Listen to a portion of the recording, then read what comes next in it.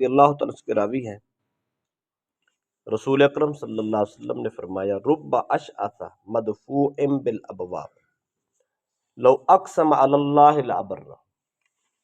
نبی اکرم صلی اللہ علیہ وسلم فرماتے ہیں ایسے لوگ بھی دنیا میں ہوں گے جو پرا گندا حال، کپڑے میلے کچیلے، دیکھنے والے ان کو دیکھیں گے تو ان کو حقیر جانیں گے، لیکن اللہ کے ہاں وہ اتنے مقبول ہوں گے اگر وہ کسی بات پہ قسم کھا لیں رب ان کی قسم کو پورا کر دیتا ہے۔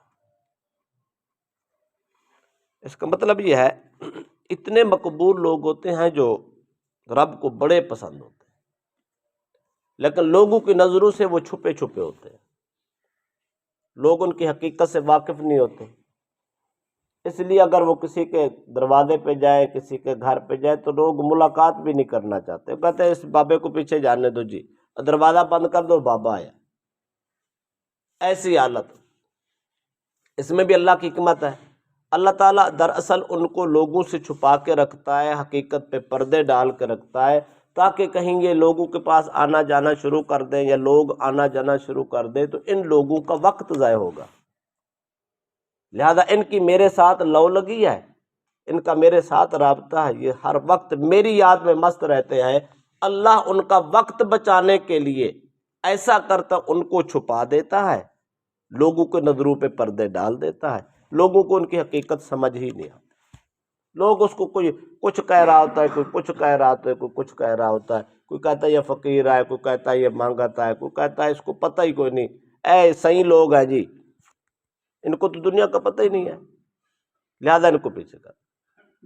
لیکن اللہ کے ہاں وہ ایسے مقبول ہوتے ہیں اگر کسی بات پہ قسم کھا لے رب پوری کر دیتا ہے۔ اس جملے کے دو معنی، بعض اوقات تو ایسا ہوتا ہے بندہ خود رب پہ حجت کرتا ہے۔ بھئی اگر اولاد میں سے کوئی بچہ لاڈلا ہو تو اپنے ماں باپ پہ حجت کرتا ہے، ماں باپ کے ساتھ جو ہو سو ہو، ان کو پوری کرنی پڑتی ہے اور کر دیتے ہیں۔ بعض مرید ایسے ہوتے ہیں جو پیروں کو مجبور کر دیتے ہیں، جو کہہ دے وہ پیر کو بھی کرنا پڑتا ہے۔ اسی طرح بندوں میں ایسے بندے بھی موجود ہیں جو رب کے اتنے لاڈلے ہیں، رب کے اتنے پیارے ہیں، وہ کبھی حجت کر دے تو اب رب ان کی حجت کو ٹالتا نہیں، رب پوری کر دے۔ تو وہ مقبول لوگ جو پردوں میں رہنے والے، چھپے ہوئے حقیقت پرست لوگ ہوتے ہیں، صاحب معرفت لوگ ہوتے ہیں، کبھی کبھار اللہ پہ حجت کر لیتے ہیں، اپنے پیار سے لاڈ سے پیش آتے ہیں، مولا یہ اس بندے کا یہ کام ایسے کر دے۔ میں آپ کو قسم دیتا ہوں جب بندہ قسم کھا کے رب پہ حجت کرتا ہے رب اس کی قسم کو نہیں ٹالتا، رب اس کی زبان کو پورا کرتا ہے۔ دوسرا مطلب اس کا یہ ہے کبھی ایسا ہوتا ہے وہ حجت تو نہیں کر رہا ہوتا لیکن وہ ایسی کیفیت میں ہوتا ہے وہ قسم کھا دیتا ہے، حالات نہیں ہوتے، واقعات نہیں ہوتے۔ ایسا آدمی ہو سکتا ہے اس کو 20 سال ہو گئے، 10 سال ہو گئے، 15 سال ہو گئے، شادی کی ہے، اولاد نہیں ہوتی، یا اولاد ہوتی تو نرینہ نہیں ہوتی، وہ علاج کر کر کے تھک گیا ہوتا ہے، وہ کسی اللہ والے کے پاس جاتا ہے تو اس کی حالت دیکھ کے اس کو ترس آ جاتا ہے، وہ قسم کھا دیتا ہے جا اللہ تجھے بیٹا دے دے گا۔ یہ حالات بالکل صاف ہے، موسم نہیں ہے، وہ کہہ دیتے ہیں کہ اللہ بارش کر دے گا۔ اب اللہ ان کی اتنی لاج رکھتا ہے، اتنی لاج رکھتا ہے، اپنی تقدیر بدل کے اس بندے کی قسم کو پورا کر دیتا ہے۔ اللہ فرماتے ہیں میرے بندے کی زبان سے نکلا ہے لہذا میں نے پورا کر۔ یہ اللہ کے راز ہوتے ہیں۔ اللہ نے ایسے لوگ بھی پیدا کر رکھے ہیں، ایسی معرفت والے، ایسے پیار والے لوگ آج بھی دنیا میں موجود ہیں، اور جن کی یہ باتیں مقبول ہوتی ہیں۔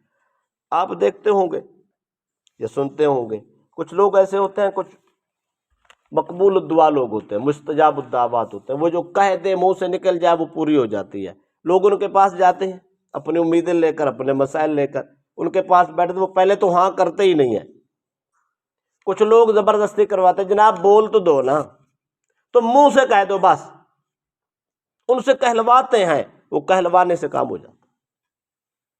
یعنی اتنی پقیدہ طبیعت لوگ بھی اس دنیا میں موجود ہوتے ہیں، اللہ کے بندوں میں لوگ موجود ہوتے ہیں، ان کی نکلی زبان سے الفاظ رب ان کو موڑتا نہیں، پر یہ ہر کسی کے سامنے نہیں ہوتے، ہر کسی کو ان کا خبر نہیں ہوتی، وہ پردوں میں چھپے ہوتے ہیں، وہ کسی اور رنگ میں ہوتے ہیں، انسان کچھ اور سمجھ رہا ہوتا ہے، رب کچھ اور سمجھ رہا ہوتا ہے۔ اس لیے کہتے ہیں کسی کو حقیر مت جانے، خود کو بلند اور دوسرے کو حقیر مت جانے، اس کے ظاہر کو نہیں دیکھنا، یہ سوچنا ہے خدا جانے اس کی کیا کیفیت ہے، خدا نے جس کو اس حال میں رکھا ہے ممکن ہے وہ میرے سے بہتر۔ یہ حالات خدا پیدا کرتا ہے، یہ صورتیں خدا پیدا کرتا ہے، معاملات خدا پیدا کرتا ہے، انسان کوئی کسی رنگ میں کوئی کسی رنگ میں ہوتا۔ اس پر میں اگلی حدیث پیش کرتا ہوں، یہ صحیح بخاری کی حدیث ہے۔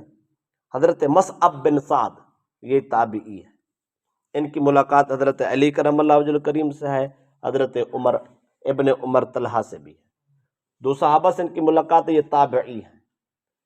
وہ فرماتے ہیں کہ حضرت سعد رضی اللہ عنہ کے دل میں ایک دن خیال آیا۔ خیال کیا آیا؟ کہ فضلاً علی من دونہ، ان کے دل میں خیال آیا میں مہاجرین مکہ سے کہیں افضل ہوں۔ اس کی وجہ یہ تھی، یہ جو سعد تھے یہ بڑے مالدار تھے اور بڑے سخی تھے، لوگوں کی خدمت، لوگوں کو دینا، غریبوں کی دیکھ بھال کرنا، یہ سارے معاملات کرتے تھے۔ ایک دل ایسے انسان ہے، فطرت انسان کی، جب کوئی کام کرتا تو اس کے دل میں خیال آتا ہے، ویسا ہی خیال آتا ہے۔ ان کے دل میں خیال آیا کہ وہ غریب جو ہیں وہ مجھ سے پیچھے ہیں، میں ان سے افضل ہوں۔ منہ سے نہیں بولا ابھی تک، صرف دل میں خیال کیا، سوچ رہے ہیں۔ بس اسی سوچ میں سرکار دو علیہ وسلم نے فرمایا حل تنصرون وترزقون الا بدعفائکم، سرکار فرمایا سعد اگر تیری مدد کی جاتی ہے یا تمہیں رزق دیا جاتا ہے تو یہ ان غریبوں کا صدقہ۔ مت سوچ کہ تو بڑا سخی ہے، تو تیرے پاس مال ہے تو تو سخاوت کر رہا ہے نا، جب مال ہی نہ ہو تو سخاوت کیسے کرے گا؟ تو لوگوں کی مدد کرتا ہے، تیرے اندر قوت ہے، طاقت ہے، بہادر ہے، شجاعت رکھتا ہے تو قوت سے رکھتا ہے نا، یہ قوت تجھے کس سے ملی ہے؟ اللہ کے نبی نے فرمایا مت سوچو کہ تم کسی سے افضل ہو، بلکہ یہ دیکھو جن کی تو خدمت کرتا ہے ان کی دعاؤں کی برکت ہی تو ہے، تیرے رزق میں بھی برکت ہے، تیری صحت میں بھی برکت ہے۔ بظاہر یہ رمضان شریف آ رہا ہے، زکوٰۃ کے دن ہیں، لوگ غریبوں کی بڑی خدمت کریں گے، زکوٰۃ دیں گے، کوئی صدقہ دیں گے، کوئی افطاریاں کرائیں گے، کوئی کسی رنگ میں کوئی کسی رنگ میں۔ انسان ہے دل میں خیال آ جاتا ہے کہ میں بڑا امیر ہوں، دیکھو جی میں لوگوں کو صدقے دے رہا ہوں، میں جناب راشن بانٹ رہا ہوں، میں فلاں کر رہا ہوں، میں فلاں کر رہا ہوں، فلاں تو غریب ہے، اس کو میں نے 3 بار دیا ہے یار۔ تو انسان ہے دل میں خیال آ جاتا ہے کہ شاید میں بڑا سخی ہوں اور میں بڑا مالدار ہوں، غریب ہے۔ مت سوچ تو بڑا افضل و اعلیٰ ہے، وہ یہ دیکھ نہ جانے کس کی دعا ہے میرے رزق میں اتنی برکت، میں دینے والوں میں ہوں، میں لینے والوں میں نہیں۔ تو اس کو ایک رخ سے نہیں دیکھنا، دونوں رخ سے دیکھنا ہے کہ یہ کس کی دعا ہے، یہ کس کی برکت ہے، یہ کس کا صدقہ ہے۔ اکثر ایسے ہوتا ہے غریبوں کو، یہ تو حدیث بھی ایسے ہے، دین بھی ایسے ہے، حکم رسول ایسے ہے، حکم خدا ایسے ہے، تم راہ خدا میں خرچ کرو اللہ تمہیں 10 گنا دیتا ہے۔ 10 گنا کس کا صدقہ ہے؟ وہ ہم نے تو 100 روپیہ دیا ہے، اللہ نے اس کے بدلے ہمیں 1000 روپیہ دینا ہے، کسی رنگ میں بھی دے، کسی صورت میں دے، کسی کاروبار سے دے، کوئی سبب لگا دے، ہم نے 100 روپیہ دینا، رب نے 1000 روپیہ اس کے بدلے ہم سے دینا، اس کا وعدہ ہے۔ کیا خیال ہے وہ کس کی وجہ سے دے رہا ہے؟ وہ لالا اس غریب کی دعاؤں کی وجہ سے دے رہا ہے، وہ کمزور کی دل کی آہوں کی وجہ سے دے رہا ہے۔ امیر مت سوچے کہ شاید میں خدمت کر کے سخاوت کر کے کسی سے افضل ہو، بلکہ یوں سوچ کہ افضل تو وہ ہے جس کا صدقہ تجھے 10 گنا مل رہا ہے۔ اگر اس تصور سے ہم زکوٰۃ دیں، اس خیال سے زکوٰۃ دیں کہ ان کا صدقہ ہم کھا رہے ہیں، ہم مالدار ہیں، تو میرا خیال ہے حالات بدل جائیں، لوگ کسی کو حقارت کی نگاہ سے نہیں دیکھیں گے، دنیا کا مفاد نہیں دیکھیں گے، پھر رب کی رضا دیکھیں گے، پھر غریب کی بھی عزت ہوگی، فقیر کی بھی عزت ہوگی، ہر کسی کی عزت ہوگی۔ جب یہ عزت دل میں پیدا ہو جائے تو پھر انسان بظاہر بھی عزت کرتا ہے۔ لہذا ہمیں اس بات کا خاص خیال کرنا ہے، زکوٰۃیں بھی دیں، صدقات دیں، لوگوں کی افطاریاں کرائیں، یہ مت سوچیں ہم افضل ہیں۔